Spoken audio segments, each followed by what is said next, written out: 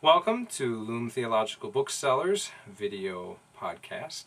I'm here with Dr. Don Briel from the University of St. Thomas on this very rainy day in Minnesota, and we're here to talk about Newman. And so Dr. Briel was at the beatification of Newman last weekend in England. So what was the reason that you went from Minnesota all the way to England for the beatification? Well, I've long had an interest in Newman. He was the focus of my own doctoral research. I teach courses on him regularly at the university in Catholic studies. So he's had a profound influence on my own thinking and my own life, so I was very glad to have a chance to be there. Were there other colleagues that accompanied you? Father James Reedy, retired from the Department of English at the university, also went on this trip, but he was the only other St. Thomas person there. Okay. What was memorable about this trip? Well, I suppose I was most deeply moved by two things. The Pope's own continual reference to the influence of Newman on his own thought. He's testified to this over the years, but it was deeply moving both the night before the beatification and at the beatification itself. That and the crowds, not simply their number, but their enthusiasm, their diversity. Africans, English, Spanish, Italians, really coming from all parts, all ages, all economic backgrounds. A tremendous sense of the vitality of the faith in a country which is increasingly secularized, but great joy, great enthusiasm. Would these have been all English citizens, or were there, people from other countries there as well? Both. There were a number of Africans, for example, of African descent, who clearly were citizens of the United Kingdom. Spoke with very elegant English, in fact. Very moving, testifying to the power of the witness of particularly Benedict, but also Newman in their lives. And but there were certainly also young people and others from the continent, from the United States. There were a number of pilgrims from the United States. So there was a broad background.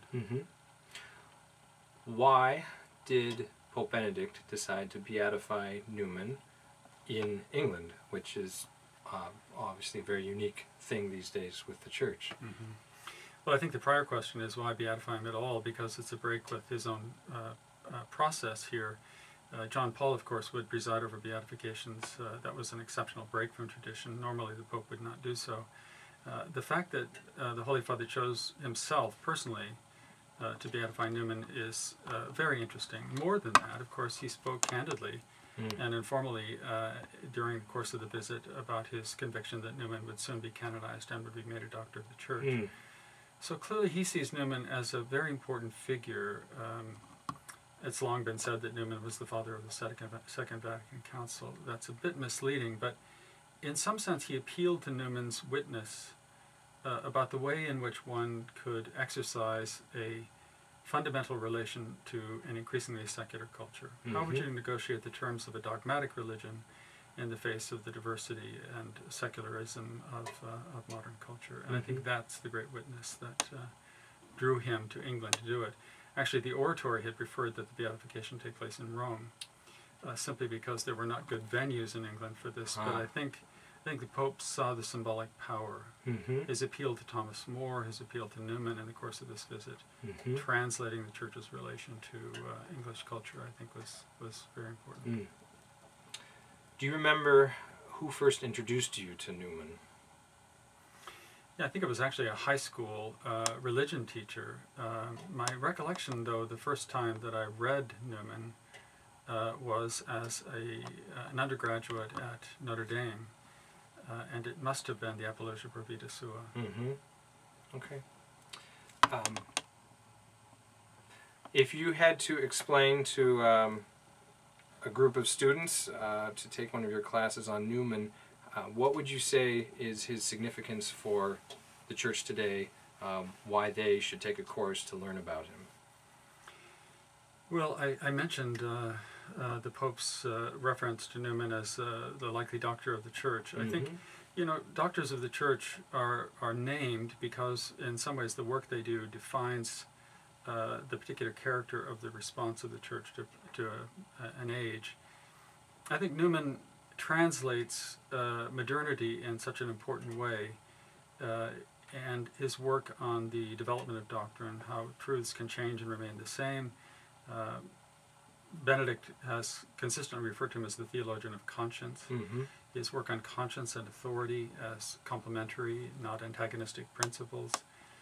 His deep reflection sustained over the course of his life on the relation of faith and reason. Mm-hmm. All of these make him a particularly important witness, I think, for our own time. Mm-hmm. For those same students, or for people who have not read Newman, and we here at a bookstore, what would be the top 3 books that people should read that are written by Newman, and then how about 3 books about Newman that you would recommend?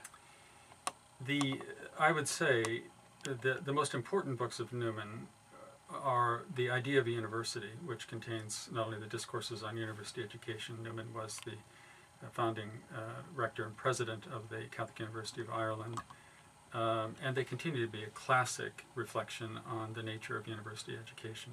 Mm-hmm.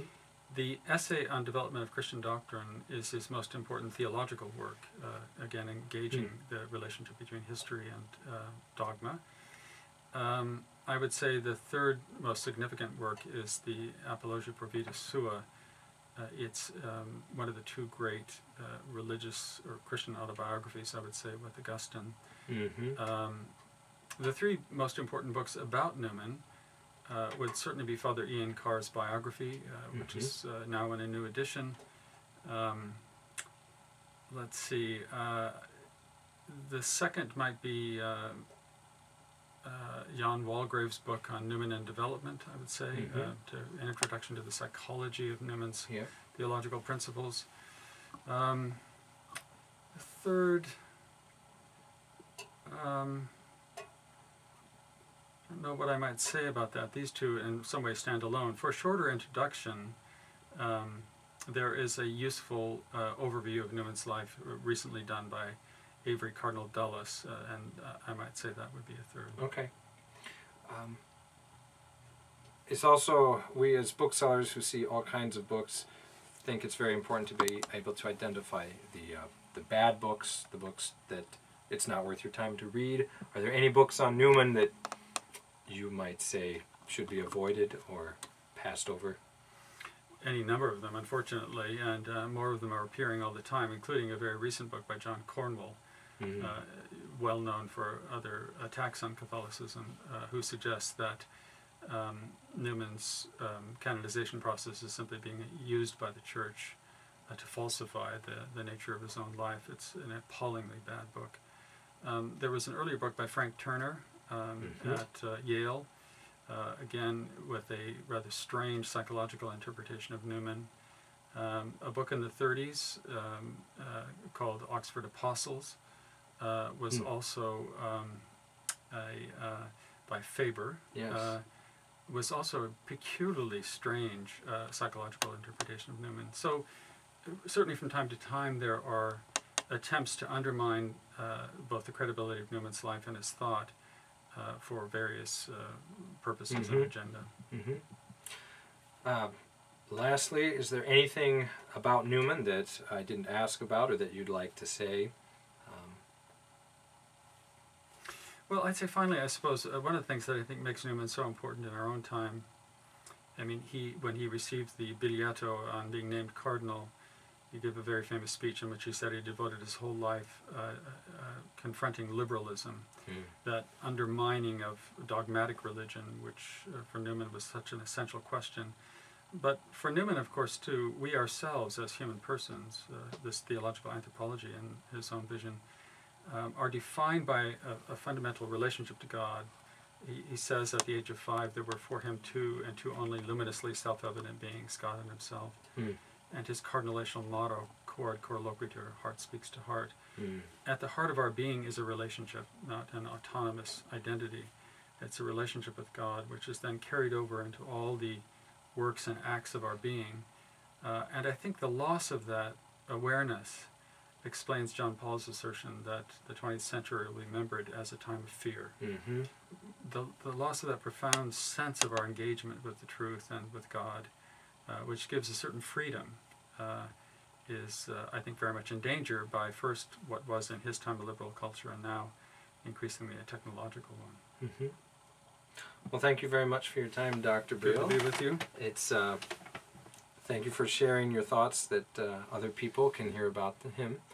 And that's it for today, and we'll see you another time with more on books and good authors.